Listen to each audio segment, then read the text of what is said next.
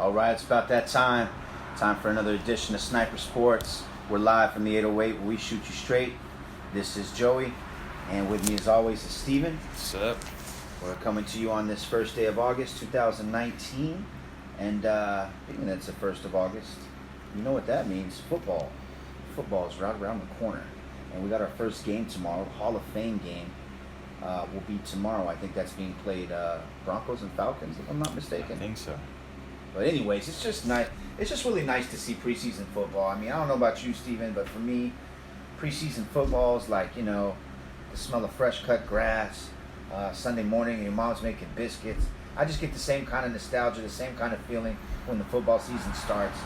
It's just like, all right. It's You like know the what I mean? cycle starting again. It really Football, is, man. It gets me. It basketball, just gets the blood flowing. As a fan, I love it. It reminds me of being a kid. I used to get so excited for the first day of the NFL season. I used to watch all those NFL films. Steve and Ed Sable put together those clips. It just brings back memories. I'm just really excited the season started. And with that being said, before the season gets started, we're going to talk about some contract talks. Right now, I guess for the Cowboys, Ezekiel Elliott, it's no secret that he's asking for more money. He's got 2 years left on his contract. We're going to talk about that a little bit. Apparently, he's holding out. Says he's in Mexico and awaiting to hear from the team as he holds out. Another guy holding out is the Los Angeles Chargers' Melvin Gordon. Melvin Gordon's asking for more money as well, and he will not be reporting to camp. Just trying to get paid out there.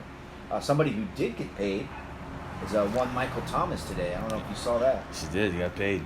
Yes, 5 years, $100 million, making him the highest paid receiver in NFL history. So I think $61 million guaranteed.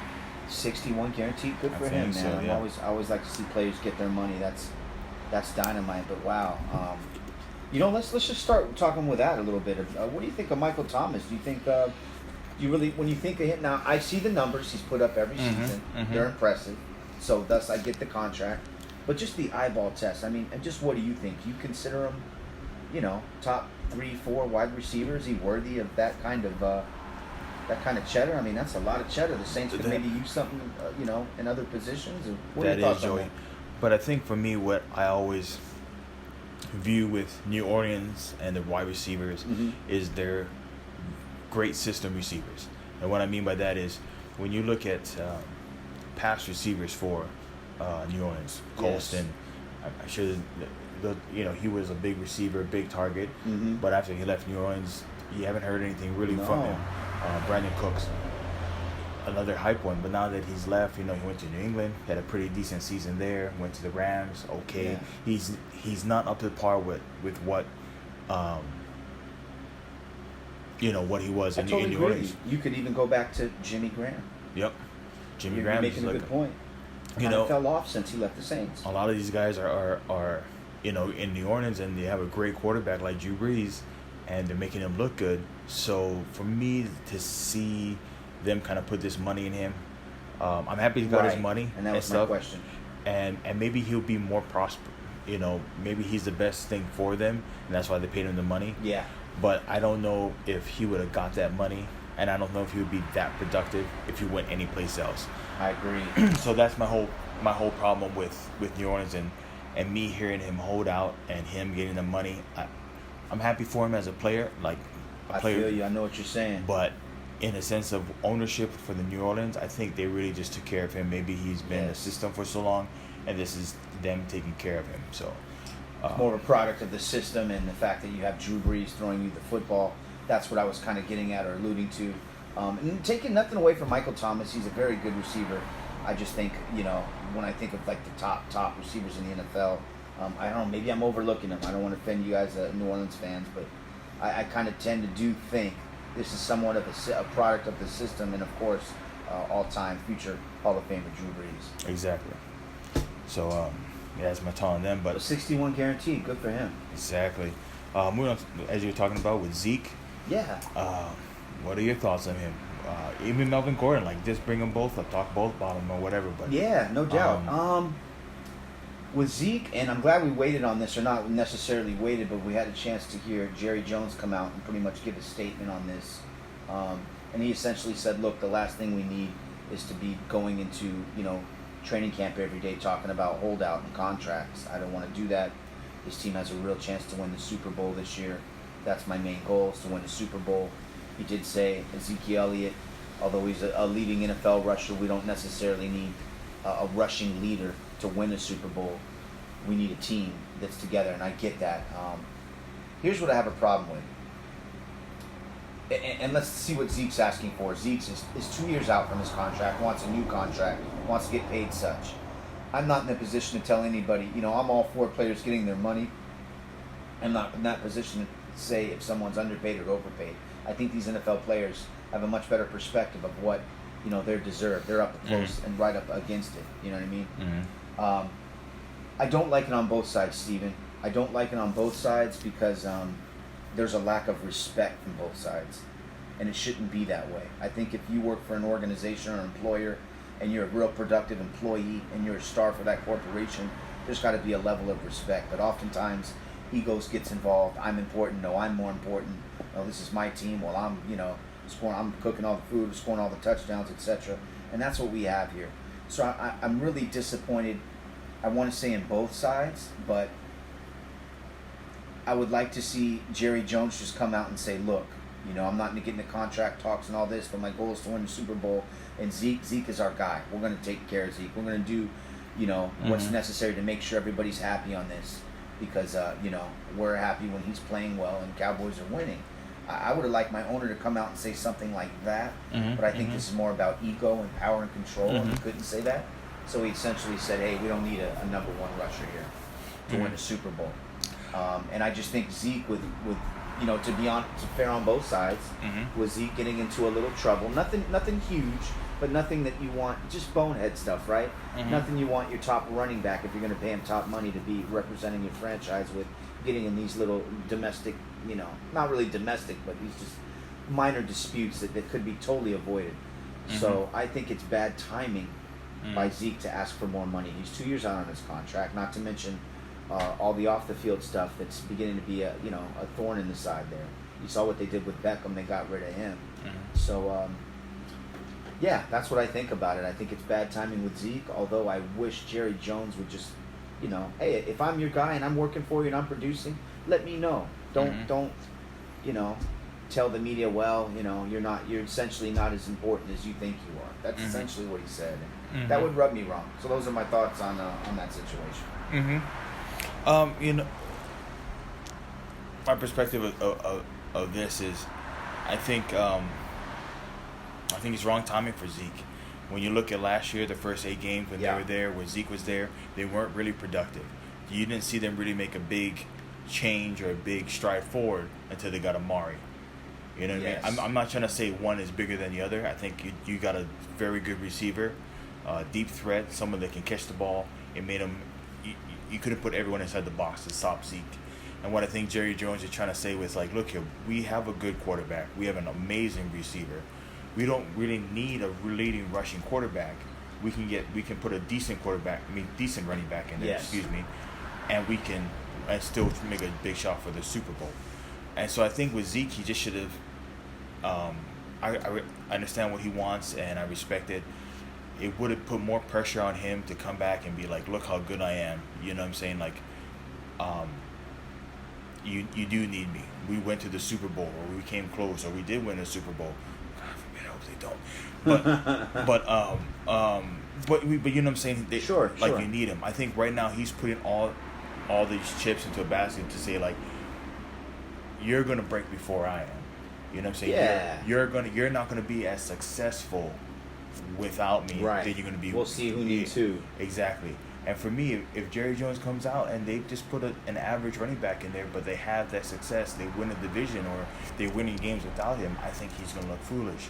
And then you're gonna come back, and I just think once that happens, it's just gonna look bad on both ends, But I think Zeke is a very important piece for the Cowboys. Yeah. I mean, when I watch that team, to me, he's the whole team. He's the most important player on that team, no doubt. And I know what you're saying about them; they can stack the box, but still, Zeke's that guy that can fight for that extra yard. That's gonna, go all out, just athletic. All he needs is a step, and he turns the corner. I mean, I've watched Dallas the last couple of years. They're on TV often, and he really is that old team. So Definitely. I think they're going to get something done. I think that we can clearly see, all the way from the 808, that this is bad timing and a bad decision here, and this is something they don't need. And the Cowboys do have a chance. I think in Vegas they're ranked somewhere like 14th or 13th as far as winning it all. I mean, they're closer to the top through half the team. So I mean, they have a legitimate shot. They have an excellent pass rush. Mm-hmm. I like to see Zeke back in camp as soon as possible, and both these guys iron it out here. Definitely. Yeah. I think they will. But that's my main thing. The last thing I say, I just have the problem with the respect. I really think there's a lack of respect, and that's too bad. And so for me, like talking about Melvin Gordon for the Chargers, I really think he has no legs to stand on. If we're talking about like how Zeke has, wrong timing, does he really have a big leg to stand on, or is it kind of iffy? With Melvin Gordon, I think he has no legs to stand on. I totally agree with you. Really, what has he done? Mm-hmm. I think his rookie year, he had a torn ACL. He didn't play his rookie year, or maybe just he played sparingly. And when you look at him, like you hear about him, but he's nowhere. I mean, I think he came out a year before Zeke. He came out with Gurley. I'm he pretty came sure out with Gurley, yeah. Same year. Was it a year before Zeke or anything? Or I'm not too sure. But he hasn't. Either 1 or 2 years. He's either been in the league 4 or 5 seasons, one or the other. Okay. He did come out with Gurley. Yeah. But my whole thing is this is just you see him and you just there hasn't been anything for him to stand a leg on. He really hasn't been that productive, I think, where he deserves another contract or a bigger contract. I agree, and you know what? Austin Eckler, the backup, is not bad, not too shabby. He's productive. I mean, he can put a Band-Aid on it for you, and maybe a little more. And not to mention another stat, I totally agree with you. The 4 games Melvin Gordon was out, I think, this past year, the Chargers won all of those games when he was out. So that's even more indicative to back up your point, Steven. This is not the same situation. Now, once again, I'm all for the players getting their money because I think they're dealing with a different level of information. They know they're up close and personal against their employer. They know how much profit is being made, and et cetera, et cetera. So I don't get me wrong. I'm all for these guys getting their money. But if the question from you to me is, do you think this guy has a leg to stand on? I really don't. It's very unstable. I think Melvin Gordon might have to, maybe he gets some more guaranteed money, or maybe he picks up another option year or something. But Zeke, I can get it. I just think his timing is bad. Melvin Gordon, good luck. Exactly. Good luck. Totally agree with you. Totally agree with you. Yeah, so anyways. Exactly. That's our NFL news. Yeah. We're moving on to basketball. I think it was this past week. Russell Westbrook had his press conference being introduced as a new player for the Houston Rockets. And I think we both discussed it a little bit. You saw his emotions, and he just looked genuinely happy to be out of I've never seen Russ smile so much. OKC. I think he was happy to be on a contender, a real contender again, and maybe with real people. Yeah, he looked like he was happy to be back with Harden. Exactly. They came up together. And they knew each other a long time, both Southern California products. Exactly. And I think when I talk about real people, I think, I think he enjoyed playing with Steven Adams, Collinson. I think they're real people. They wanted to win. They wanted to be there. They wanted to put in the work. Yeah. Where I think maybe, as you saw with Paul George, 1 year, 1 year ago, I'm OKC. I'm with Russ. Right. I'm, kind of like turn down the Lakers for it. Yeah, ride or die with you. Right. And then all of a sudden you see, I can go play with Kawhi Leonard. I want to trade. And he's ready to bounce. And I think for Russell Westbrook, I think he's excited to be in this situation where he can just play with real people. And I think he's excited about it. So I personally like it, man. I personally like it. The Warriors dynasty is, at least it appears, partly dismantled. Kevin Durant's moved on to the Nets. Klay Thompson probably won't be back till March or even April. So, now they have D'Angelo Russell over there. And Steph Curry and Draymond Green. We're going to see how that team works. Then you got Kawhi and Paul George in L.A. Then you got LeBron and AD in L.A., which, by the way, I think is the best duo. Mm-hmm. And you got C.J. McCollum and Dame Lillard in Portland. Dame Dollar. He also got paid. Yes, C.J. did. Yes, he did. So what I'm trying to say is I just really like it. The West is spread out. It seems like the teams are more evened out, and it should be exciting. I mean, to me, there's literally 7 or 8 teams that have a chance to contend for the title. So I like it personally, whereas last year we're like, okay, who the Warriors going to play in the finals. I mean, we're saying Exactly. that by Halloween, the beginning of the season. So I like it. Russ genuinely looked happy. I never see him smile so much. And I know a lot of people think it won't work because they're so ball dominant. But check it out. This is what you're not thinking about. Russ and Harden already played together. Not to mention, they have I'm going to say 3 really good guards and one's decent. That decent one is Austin Rivers. The really good guards, Eric Gordon's really good. Probably one of my most underrated players in the NBA. I've been saying it all year here on Sniper Sports. And then, of course, James Harden and Russell Westbrook, 2 guys that single-handedly have elevated their teams and carry their teams. Mm-hmm. So I think they're going to make this thing work. And with D'Antoni's style, watch out for Houston. I think they might even end up being better than the Clippers. I agree with I know you. that's a lot to say because I the agree with Clippers, on paper, have such a balanced team, and Doc Rivers is there, and it's LA. But man, if the Warriors aren't banged up, Kawhi Leonard doesn't win a championship on his second team with the second MVP. It's Exactly. a good effort. He gets props, but not like he is now. Exactly. So I totally agree with you on that part where I think, to me, I think the Clippers are being overhyped. Yeah. Truthfully and honestly. Yeah, a little bit. A little bit. You know, and I feel the Lakers are being. It's not even for me. It's not even a point of being not talked about. It's almost being disrespected. You know, you want to bring up problems where LeBron's he's older now. He's come off this injury. You know, this and that. They were trying to make every excuse in the book. Yes. AD's been injury prone. Well, let's take a step back here. I could have swore, Kawhi Leonard didn't play for a whole year because he had a hip problem or a leg problem. Paul George has broke his leg. I think he's had other problems with his ankle and his other knee. He's just had come off 2 shoulder surgeries. I mean, my goodness. Chris Paul, it's the first time he finished a playoff series in Exactly. years. So I mean, I think there's a lot of things that people, they're just trying to give you what they want and hype their perspective up. But honestly, I think the Lakers are going to do great. I think you have some place where LeBron does not have to be the focal scoring point, and I think that just benefits him more where he doesn't have to be that focal of scoring. I need to score 28, 29 points. I have guys. I can take a back seat. Yeah, and he enjoys it. And I think that's what things people don't understand it. He enjoys that. So I'm looking forward to the Lakers. I do agree with you with Houston. I think adding someone like Russ to be that explosive guy, I think is going to be. You do have to watch out for that. I totally agree with you, Steven. I equate it to maybe baseball, like having a really good pitcher. Mm-hmm. If you tell your starting pitcher, hey, just go out there and throw me 65, 70 pitches, we're going to sit you down and we'll have somebody wrap this thing up, close it out. Yep. You know what I mean? Mariano Rivera this thing for you and take it home. And that's what LeBron can do. Not to mention, this is the first time last season that LeBron didn't make the playoffs in, 8 years? Or he went to 8 straight finals. He didn't make the playoffs in 14 years, I think. Something of that sort, yeah. But my point was 8 straight finals, so those are really long seasons. So LeBron essentially only played about half of a season. He's going to be really well rested. And to me, I think he's still the best basketball player on the planet is LeBron James. Really rested, takes care of his body. I think you're going to see a dynamite LeBron James. And you don't need to drive that car as hard as you usually do, being that you have Anthony Davis there and a rising Kuzma. Watch out, guys. Yep. Smart players, good role players. We brought Rondo back. We brought JaVale McGee back. I mean, yeah. I think LeBron's going to have a dynamite year. That's all I can say. I totally agree with you. Totally agree with you. People are overlooking that. So very excited about what's coming up next. He's going to be fresh. Exactly. Moving on from basketball to UFC. This past weekend, Max Holloway fought. Oh, yeah. Blessed Express, right out of the 808. Exactly. Defended his title again. I think we both thought that he would win this fight against Frankie Edgar. I was a little surprised it went the whole distance, to be quite honest.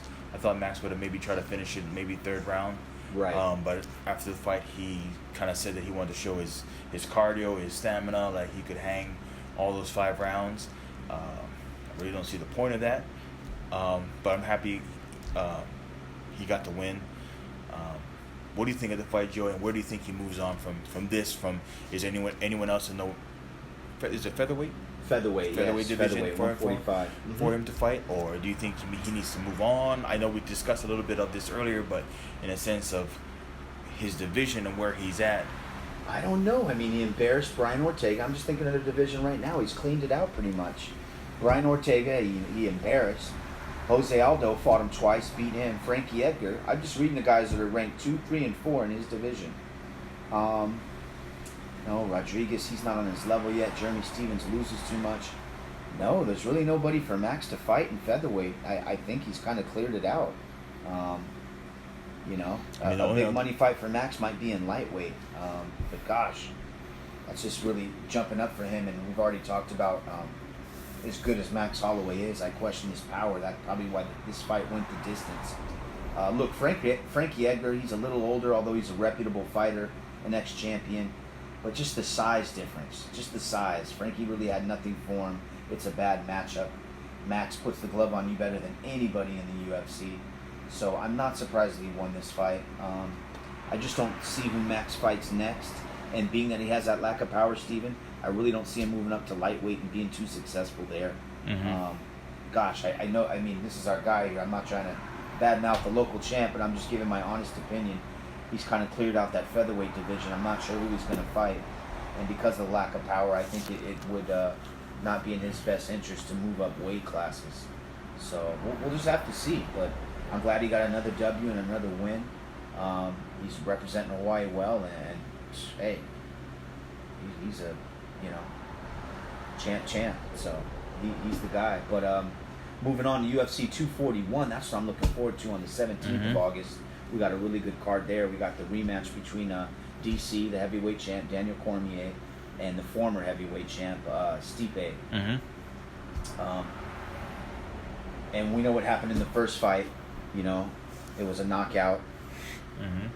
This is going to be, I think, a much more competitive fight. Now, DC's only lost to John Jones, and he's looked pretty dominant against everyone else. But I just think that we're going to get a really motivated Stipe here. And let's not forget that he felt disrespected, that he didn't get a rematch immediately. So I think we're going to see a good, determined Stipe. And then we got a good fight on the semi-main event. Also, Steven, we got Nate Diaz fighting Anthony Pettis, Showtime Pettis, who just came off that big win of, Wonder Boy. And that's a good man.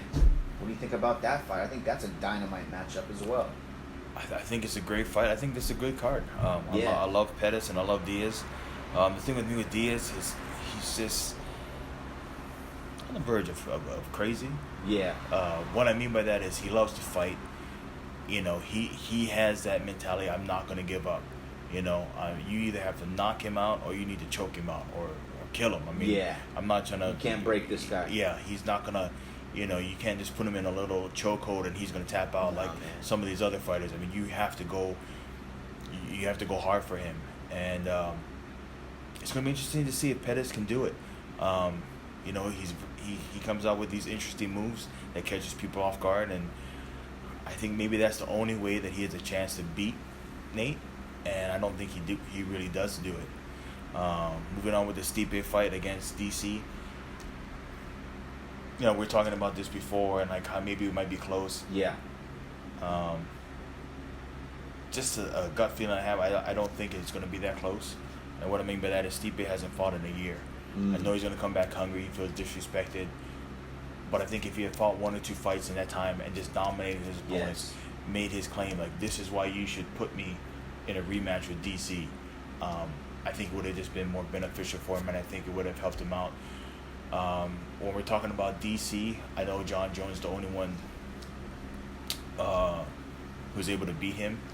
I think, correct me if I'm wrong, but I think heavyweight was always his kind of original. I was just gonna say that. Always a better weight class for him. Always his original weight class. He dropped down. Oh yeah, he sucks big time to 205, which is light heavy. Yeah, because who was his friend that he didn't want to fight? Cain Velasquez. Training partner. Yeah. Training partner. Both training at San Jose. So for him to be at heavyweight, I think it's just a natural thing for him. I think. And he's stronger. He's comfortable in that weight. People say he has a stomach and he has he maybe a little bit bigger. Yes, but I think he's comfortable at that weight.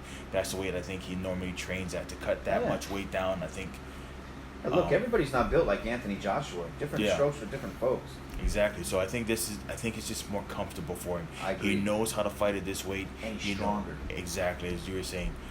That's why for me, I know just going off the point, it would always been a little bit more interesting for me to see him fight John Jones kind of at a bigger weight fight. I don't think John Jones would get that heavy, but just because he would be more relaxed in his weight and in what he's doing, he wouldn't have to cut more so natural, much. more natural. Exactly. Yeah, obviously he doesn't have to kill himself to suck weight. Yeah. To get down to 205, because you can see DC probably walks around 250. Exactly. So easy. I pick him in this fight. He's a wrestler, and people may not understand it, but I think with wrestlers, they know how to condition themselves. They're very conditioned athletes because of what you need to do rolling around, like with jiu-jitsu. So I think being at that weight, he's just going to feel more comfortable fighting Stipe, and I think he's going to come out with a win. I agree, Steven. I'm taking DC, and the difference is the power. The difference is what you just mentioned, that he is fighting at heavyweight, and if you notice when DC fights at heavyweight, he's a lot stronger. He doesn't have to cut that weight, so as long as he's conditioned and like you said, knows how to use his pace himself, because he's a wrestler, I think we're going to see much of the same. I just think we're seeing a much more determined Stipe, and you're going to get a better fight. That's all. And then, Diaz. I just wanted to break that down quickly. Pettis, I've seen Pettis give up a few times, and I know he's come off a really spectacular win against, a wonder boy, Stephen Thompson, with that Superman punch off the cage. It was spectacular. But that's kind of what Pettis does, right? He's always looking to do, that's what he's known for, something spectacular. And but he's the kind of guy, when the going gets tough, he'll pack it in and quit. I've seen him do that a few times. And he's fighting a guy that just happens to be the exact opposite. As you mentioned, Steven, you got to kill Nate Diaz, man. There's no quitting him. I mean, the devil will get discouraged. Man, I just can't break this guy, Nate Diaz. I mean, that's how this guy is. I totally agree. He really is one of the toughest guys. But it's going to be an interesting matchup, too, because Nate Diaz is susceptible to getting hit. Nate Diaz is known for his perseverance and his good offense, but his defense, he's going to get hit in there. Yeah. But I still think, because of his heart, and I think he's the bigger fighter, I think he's going to come out the victor. I think it's going to go the distance. I'd say Nate, maybe 3 rounds to 2 or even 4 to 1. I think so. That's why I like this card, though, man. I'll be watching it.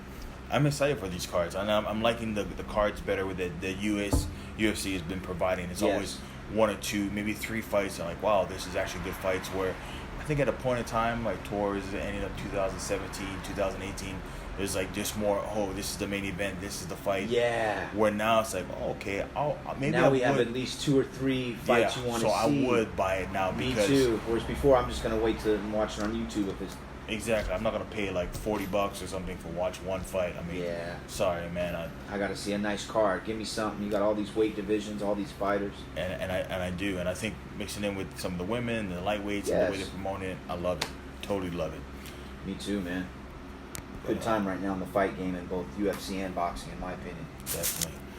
That's all we have for you this week. That's it. I think next week we'll try to come up with more of a football show. Maybe the standings. We'll have some preseason to analyze and go over. Exactly, and maybe make our predictions on where we feel each division is going to be, where some of the teams we feel might go to the Super Bowl. So see if we can get that. Sounds like a plan. Stay tuned in with us. Thank you as always. Exactly. But until next time, Sniper Sports.